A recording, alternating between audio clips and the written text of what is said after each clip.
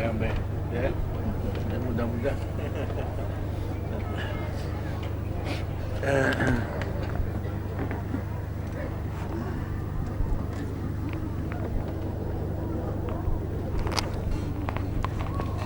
ada yang mendengar terus aja ya, terus langsung ya.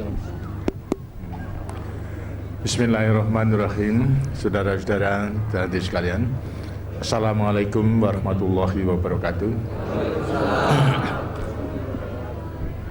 Pertama-tama kesempatan ini akan saya gunakan dan juga Bu Harto untuk menyertai saudara-saudara sekalian memanjatkan puji syukur kehadirat Tuhan Yang Maha Kuasa karena rahmat-Nya pada hari ini. Di samping kita turut menyaksikan peresmian mengenai rumah susun untuk para nelayan, masih ada kesempatan bagi para nelayan maupun juga ibu-ibu, karang taruna dan sebagainya untuk bertetap muka dengan saya. Rasa syukur ini memang perlu kita selalu persembahkan kepada Tuhan Yang Maha Kuasa atas nikmat yang telah diberikan oleh Tuhan Yang Maha Pemurah. Karena sesuai dengan ajaran agama, siapa yang bisa mensyukuri nikmat yang telah diberikan oleh Tuhan akan diberikan nikmat yang berlimpah-limpah. Walaupun nikmat sekarang ini di dalam rangka memperingati hari ulang tahun 50 kemerdekaan kita, tapi juga nikmat lain bagi para nelayan. Walaupun kecil, ada yang memperoleh perumahan yang lebih layak daripada saudara-saudara. Ini merupakan satu nikmat, saya kira perlu kita syukuri, sehingga nanti akan bisa berikan nikmat yang berlimpah, tidak hanya untuk saudara yang secara kebetulan memperoleh rumah, akan tapi juga untuk lain-lainnya, karena yang belum menerima rumah itu lebih banyak daripada yang menerima rumah pada hari ini. Gitu.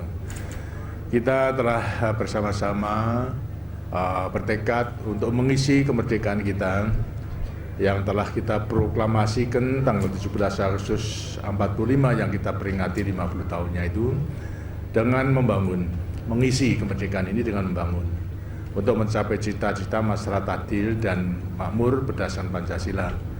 Makmur dalam keadilan, adil dalam kemakmuran. Nah, ukurannya apa itu daripada makmur dalam keadilan, adil dan kemakmuran itu? Kalau ukuran yang pasti tentu tidak mungkin. Karena apa? Manusia itu selalu mempunyai keinginan yang selalu meningkat, dari memperoleh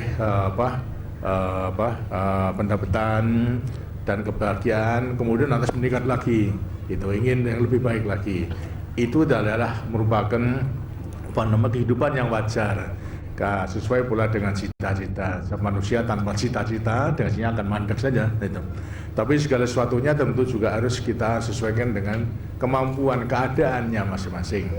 Nah, sekarang kita tentukan tentunya kemakmuran, kesejahteraan yang paling minim itu apa yang harus diwujudkan, kita usahakan terlebih dulu. Itu sebelumnya kita nanti meningkat memenuhi kebutuhan hidup yang berlebihan. Pertama, tentunya juga diukur daripada kebutuhan. Satu, mengenai pangan. Yang dua, mengenai sandang. Yang ketiga, mengenai papan. Lantas, mengenai pendidikan. Kemudian kesehatan dan lapangan kerja. Tanpa ada lapangan kerja, dengan sini tidak ada penghasilan, tentunya juga tidak akan bisa memenuhi kebutuhan hidupnya.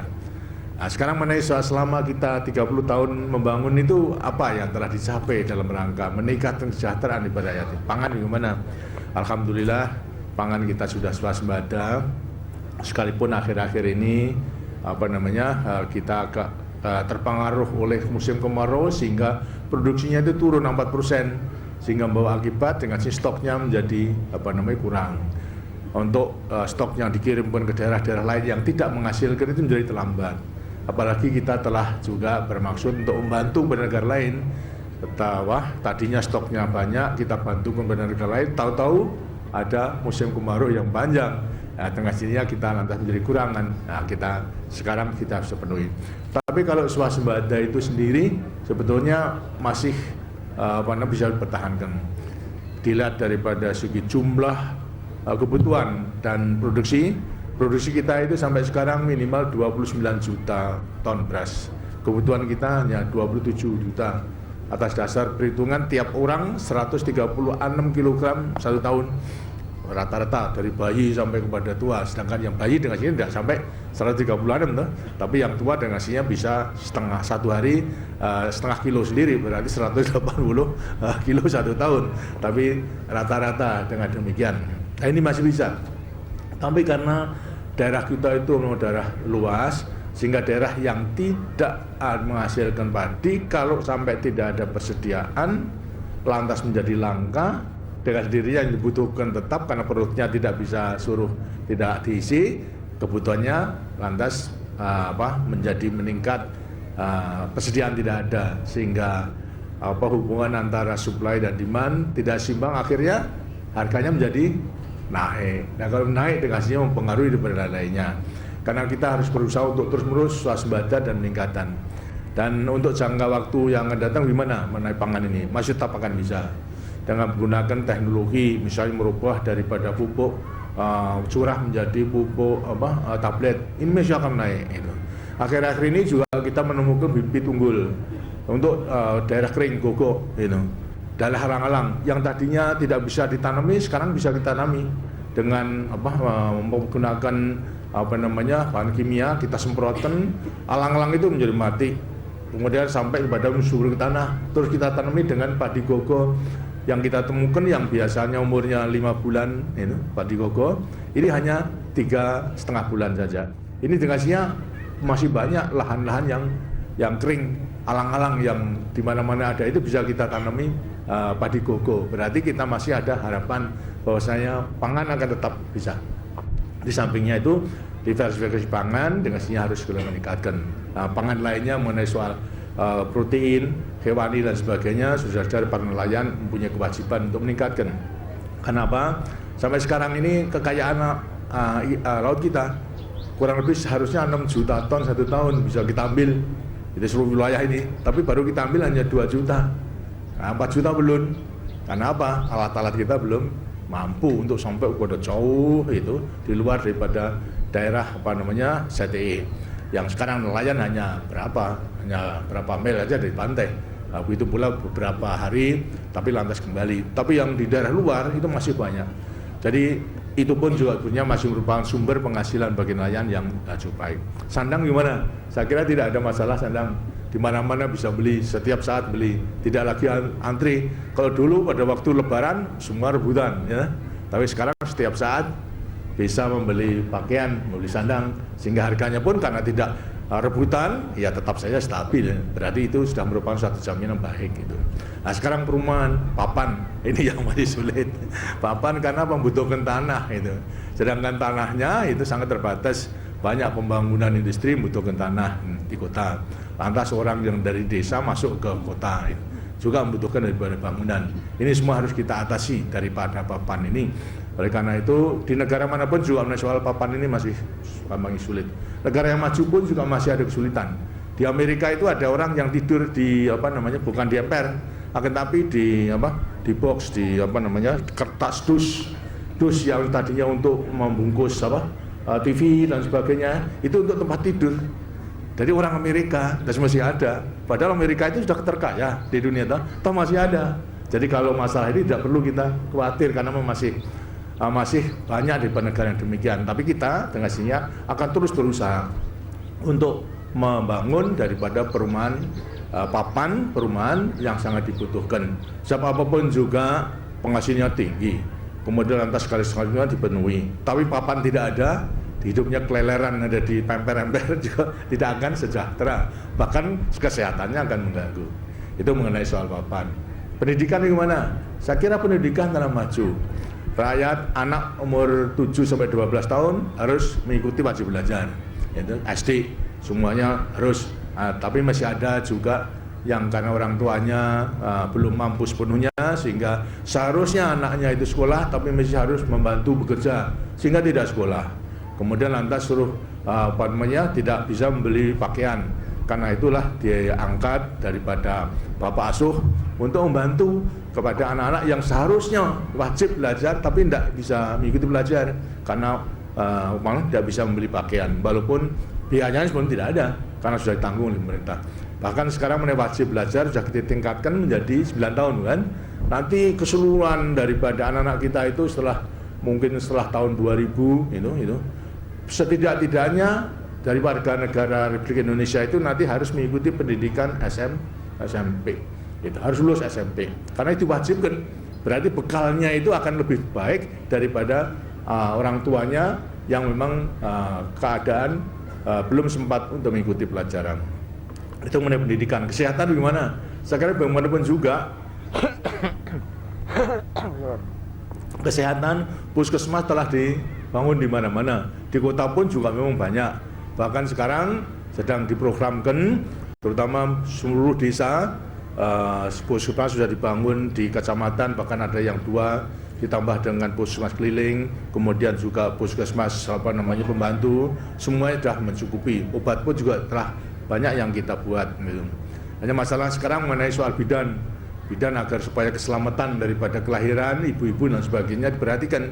65.000 desa itu baru separuhnya yang ada bidannya. Sekarang sedang kita didik itu bidan, untuk nanti setiap desa itu harus ada bidan, sehingga nanti ini bukan berarti akan menghilangkan dukun-dukun, tidak. Itu dukun itu tetap akan menjadi pembantu daripada para bidan-bidan tersebut. Itu sebab itu dukun juga telah memberikan jasa. Di antara lain saya ini juga dilahirkan oleh dukun, bukan oleh bidan. Itu bidan. Jasanya telah besar sekali, karena itu kita tingkatkan. Tidak akan kita hilangkan dukun, itu tetap akan diadakan. Jadi kebutuhan itu sudah dipenuhi. Pangan, sandang, papan masih masalah, kemudian pendidikan juga sudah, kemudian kesehatan sudah, lapangan kerja ini yang masih merupakan suatu tantangan yang tidak kecil. Kita harus menyiapkan lapangan kerja baik sesuai dengan kemampuannya masing-masing, yang apakah itu dalam bidang industri maupun juga pertanian. Dan memang kita terus-menerus akan mengarah ke situ sehingga nanti daripada mereka itu memperoleh sumber penghidupan. Masalahnya jangan semuanya itu menjadi kaum buruh, menjadi karyawan, tapi harus juga bisa mandiri, mendirikan sesuatu yang kemudian bisa menampung tenaga kerja daripada lainnya. Nah ini dengan jalan demikian tentu juga akan lebih baik daripada hanya terus akan menjadi buruh, menjadi pegawai negeri, menjadi tentara, itu sangat terbatas. Tapi kalau bisa usaha, nah tentunya juga akan baik. Nah antara lain para nelayan ini juga bisa berusaha terus meningkatkan usaha nelayannya, penangkapan dan sebagainya, sehingga penghasilan cukup, kemudian diproses bersama-sama melewati industri, bisa menampung tenaga kerja mungkin daripada keluarganya maupun tetangganya dan lain sebagainya. Terus dalam bidang perikanan masih akan besar sekali. Di sini pun telah kita ada pelajari itu, terutama di Teluk Jakarta, di para nelayan, bagaimana meningkatkan pendapatan ini. Gitu. Karena kalau musim barat yang ngasihnya nggak sulit, itu karena tidak bisa melaut. Dengan demikian lantas pendapatan tidak ada. Nah bagaimana agar supaya pada musim bisa menangkap ikan itu, bisa menangkap ikan semaksimal mungkin, sehingga kemudian sebagian ditabung yang kemudian lantas untuk cadangan pada waktu musim paceklik. Itu tinggal tidak perlu lantas pinjaman kemana-mana, dan semua itu harus ditabung dalam koperasi. Nah, ini pun caranya bagaimana itu agar supaya bisa menampung. Saya di sini telah pelajari dengan sistem merumpon itu ternyata bisa menghasilkan juga tangkapan yang baik gitu, kalau memang pandai-pandai dan tidak ada yang merusak. Karena ternyata setelah rumpon saya dirikan itu dirusak oleh orang yang tidak bertanggung jawab. Cara mancingnya dengan pancing rawe, nah itu nggaknya habis. Kemudian sampingnya dipasangi bubu, ya bisa habis juga. Lantas dengan bahan peledak juga habis. Sedangkan sebenarnya kalau itu dipelihara, itu akan merupakan sumber penghidupan daripada para nelayan. Dipelihara dengan sebaik-baiknya. Barangkali kalau saudara tidak percaya gitu, kalau mancing di rumpon itu gitu, daripada satu hari jam 7 sampai kepada jam 11, 12 itu tidak kecil pendapatannya, itu penghasilannya. Tempo-tempo saya bisa mendapat 100 ekor sampai 200 ekor, kan banyak. Gitu. Padahal itu kakap merah kan harganya 1 kilo berapa? 5.000 kan? 5.000 coba.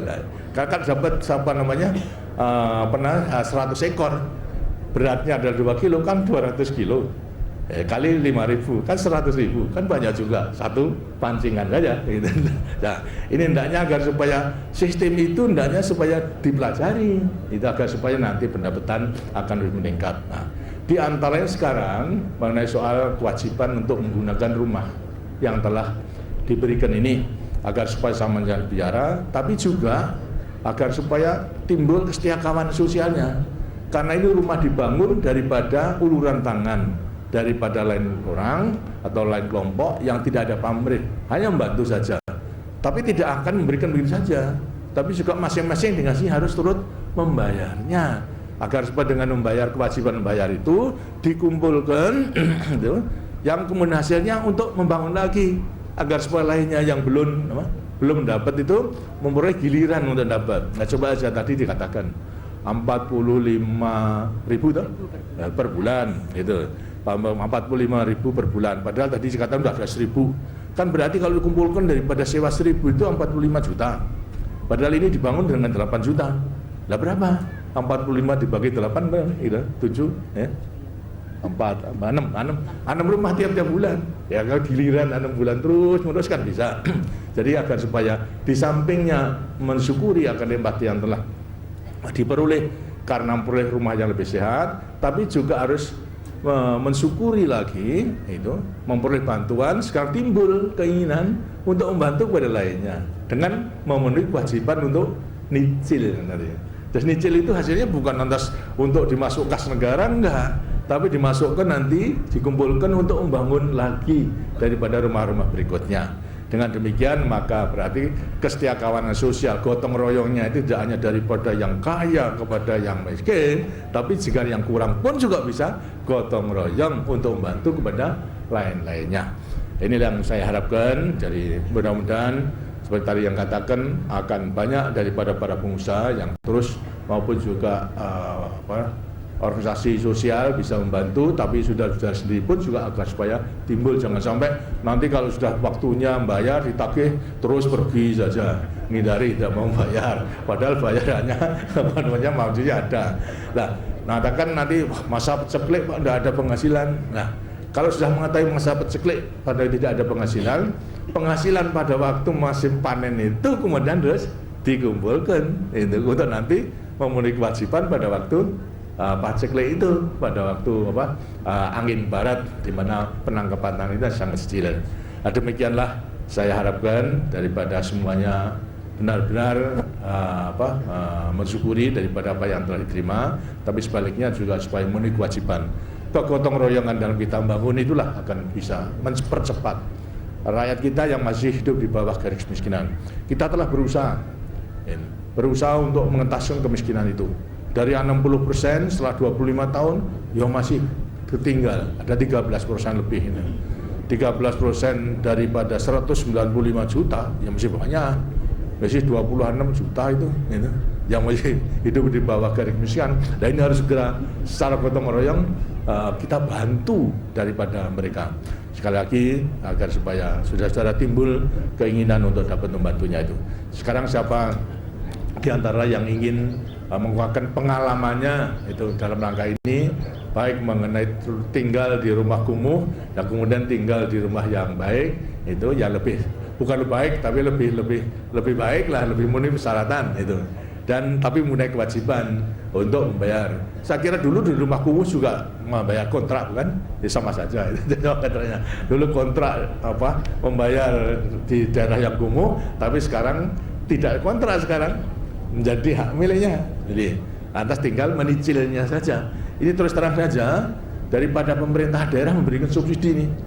Tiap-tiap rumah unit itu adalah subsidinya 4 juta sendiri. Karena menurut biaya kurang lebih 12, diperhitungannya 8, kan udah 4 juta. Jadi sudah dibantuan dari Yayasan Gotong Royong, kemudian kosnya yang tinggi, kemudian direndahkan. Ini lantas pemerintah daerah yang harus memberikan subsidi, di antara lain tanah dan sebagainya, itu subsidi daripada pemerintah daerah. Jadi juga supaya berterima kasih kepada pemerintah daerah. Terima kasih. Siapa yang akan mengajukan pandangan dan pendapat, silakan. Ayo. Ini ya. Sana.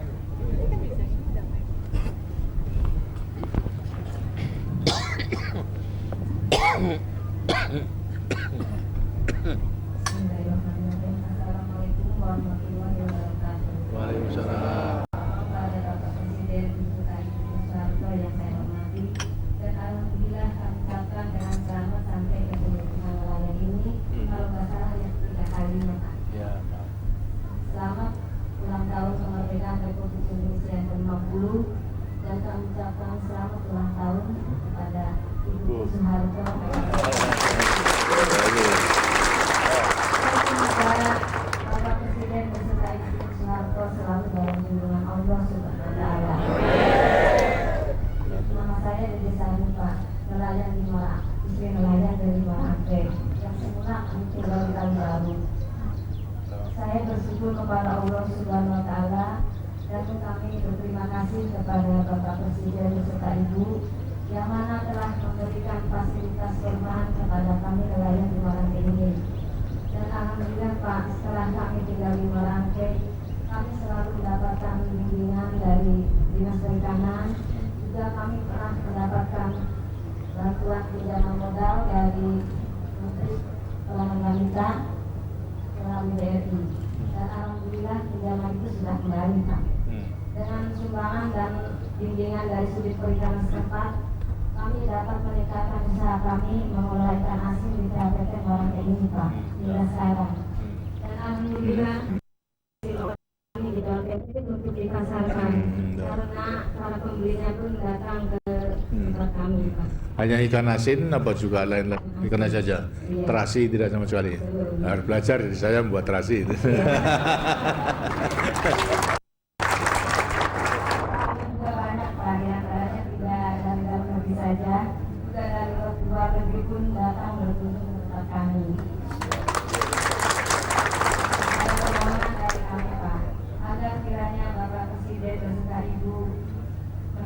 Bangunan perumahan nelayan di Merangke ini untuk saudara-saudara kami nelayan yang masih tertinggal, misalnya di Kalibaru, di Selincing dan sebagainya. Ya, memang programnya demikian, tapi juga tadi saudara-saudara juga ikut serta supaya ada disiplin untuk membayar apa iurannya gitu.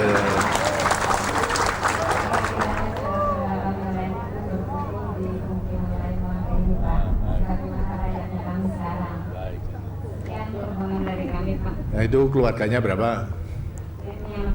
Satu. Itu. Akan tambah lagi enggak? Belum. Nah, baik itu supaya kalau tambah ya paling banyak satu gitu. Kalau sudah satu ya berhenti supaya apa namanya cita-cita keluarga bahagia sejahtera, anak dua cukup itu bisa dilaksanakan gitu. Baik itu. Baik.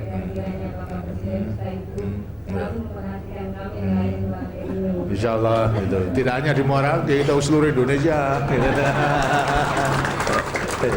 Baik, terima kasih. Waalaikumsalam. Sama bapaknya yang mau menjaga, yang lagi mana? Silakan ya.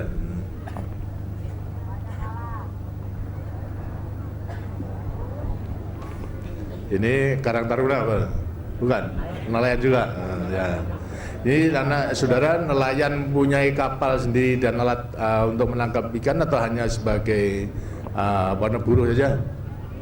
Hah? Milik sendiri. Apa yang dipunyai apa kapal? Dayung aja itu. Itu membelinya berapa? Dayung aja 1 juta. Lantas apa namanya? Berapa mil bisa kalau dayung itu bisa? Hanya di pantai saja. Penghasilannya kira-kira berapa satu hari? 50.000. Apa yang ditangkap? 50.000 ya. Oke itu, jangan. Baiklah itu. Kalau itu apa namanya? Nyicilnya harus dicepat-cepat itu. Baik. Anda hanya dengan pancing saja. Jaring atau pancing? Jaring saja. Oh jaring. Apa yang ditangkap? Udang? Apa? Hah? Ikan kembung. Oh, kemudian dijadikan ikan asin gitu ya. Layur juga begitu. Apalagi kalau bisa lebih jauh ya. Lebih jauh tentunya akan lebih baik. Berani enggak untuk mancing lebih jauh daripada pantai? Nggak bisa. Pakai mesin. Bukan, artinya nanti ditingkatkan secara gotong royong, usaha bersama untuk membuat kapal yang lebih besar, sehingga kemudian bisa 12 mil, syukur juga bisa keluar daripada itu. Kira-kira berani enggak? Berani ya, karena masih ada 6 juta ton, baru 2 juta ton yang kita ambil, itu masih banyak. Baik, apa yang dikemukakan? Silakan. Assalamualaikum warahmatullahi wabarakatuh. Yang saya hormati Bapak Presiden dan beserta Ibu Dini Soeharto. Terlebih dahulu saya memperkenalkan diri kepada Bapak Presiden.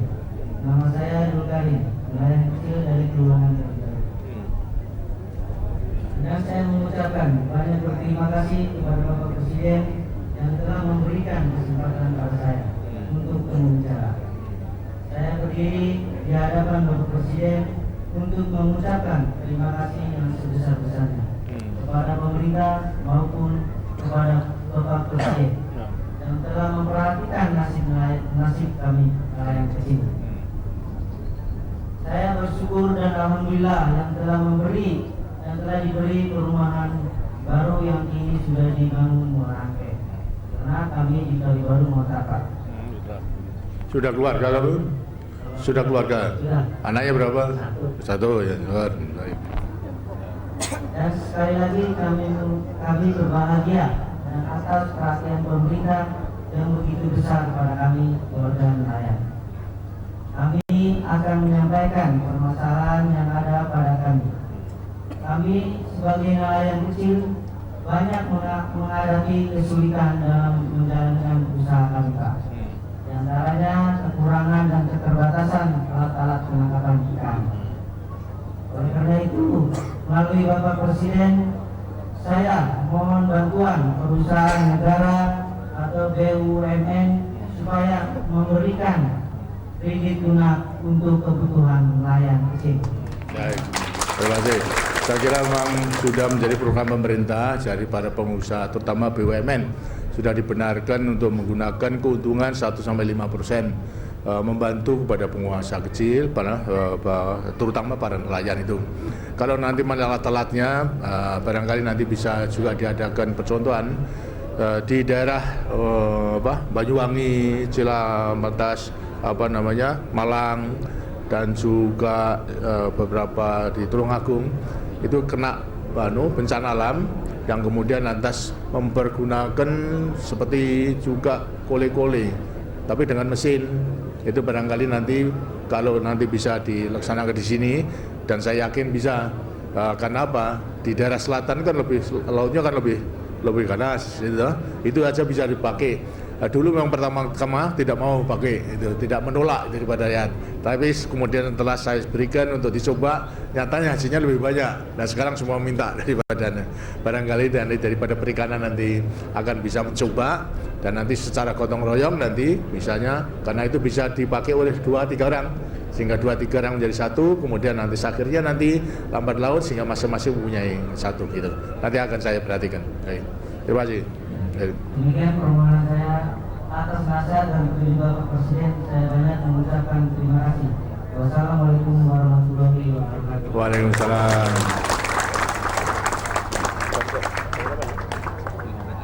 Menit.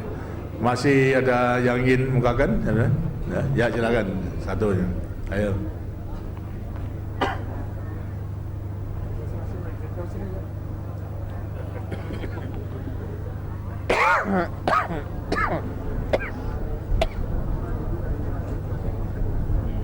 Assalamualaikum warahmatullahi wabarakatuh. Waalaikumsalam. Waalaikumsalam.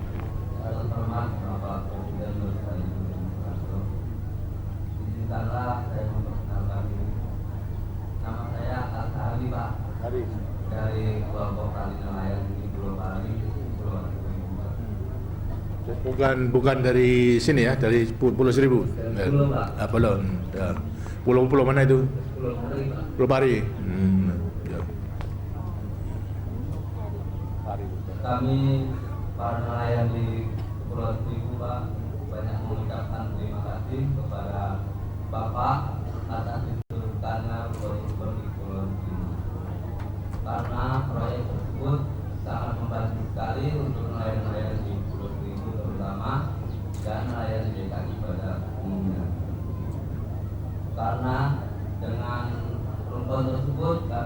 perlu melaut jauh, dan kami bisa memancing sewaktu-waktu musim barat datang.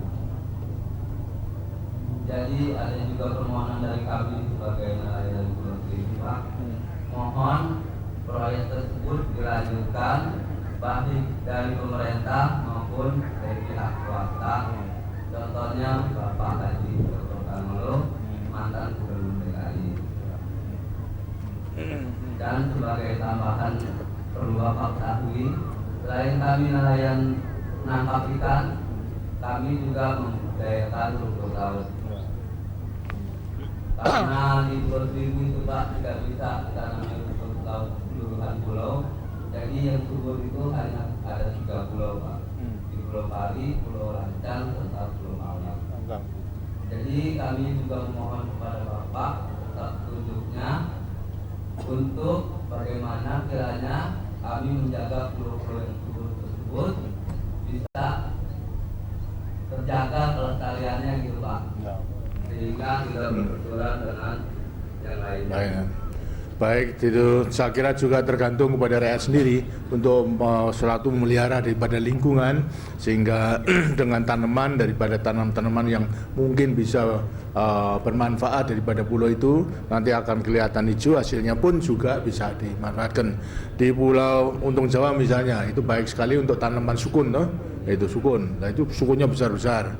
Ya alangkah kalau pulau seluruhnya itu ditanami sukun. Dengan demikian nanti sukunnya itu pada waktu pecaklik akan bisa menjadi sumber penghidupan, terutama mengenai karbohidrat itu. Bibitnya sekarang bisa dicari di mana-mana itu. Lantas rumput laut saya kira juga demikian. Buah-buahan kadang sulit, tapi kalau karena memang beberapa pulau tidak punya air. Tapi kalau sukun tidak begitu banyak membutuhkan air. Jambu mete pun juga bisa tumbuh itu di daerah tersebut. Itu merupakan bisa diekspor. Kemudian lantas melinjo pun juga bisa ini pun juga akan merupakan hasil bagi petani. Nah, rumput laut tetap akan dikembangkan. Di sampingnya itu soal rumpon, agar supaya dipelihara yang baik, yang mereka tidak disiplin, yang merusak itu supaya ditertibkan. Ya, terutama yang nakal-nakal itu yang punya uang itu untuk sama juraganya masang bubu di sekitar rumpon, ya, habis daripada rumponnya itu masuk pada bubu semuanya. Ini pun harus ditertibkan daripada semuanya. Begitu pula apalagi yang merusak dengan bahan peledak, ini pun juga harus diingatkan dan bahkan diambil tindakan, akan merusak daripada keseluruhannya.